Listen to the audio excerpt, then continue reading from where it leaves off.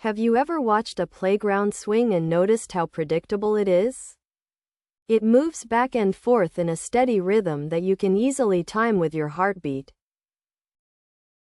But what happens if you attach a second swing to the bottom of the first one? Suddenly the motion becomes wild and unpredictable. This is the double pendulum. Think of a single pendulum as a weight on a string. A double pendulum is just two of these connected. We have a top mass m1 on rod L1 and a bottom mass m2 on rod L2. The positions are measured by angles θ1 and θ2 from the vertical. To understand this system, we look at energy. Kinetic energy is the energy of motion, and potential energy is energy stored by height. In a double pendulum, energy constantly flows between the two masses. We use the Lagrangian, kinetic energy minus potential energy. By calculating how this changes, we get two coupled differential equations.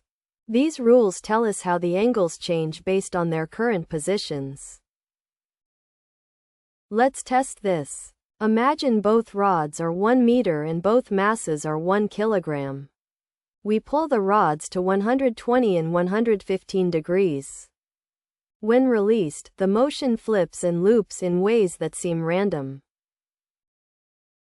This is chaos. It means the system is extremely sensitive to where it starts. If you change the starting angle by just a tiny fraction, the paths will look identical at first, then suddenly drift apart. We measure this sensitivity using the Lyapunov exponent. It is a number that tells us how fast two paths starting close together will move away from each other. A common misconception is that faster computers could predict this forever. But because we can never measure the starting angle with perfect precision, tiny errors grow until our prediction becomes useless. The double pendulum shows us that even in a system governed by simple rules, the future can remain forever out of reach. Complexity does not always require complex rules.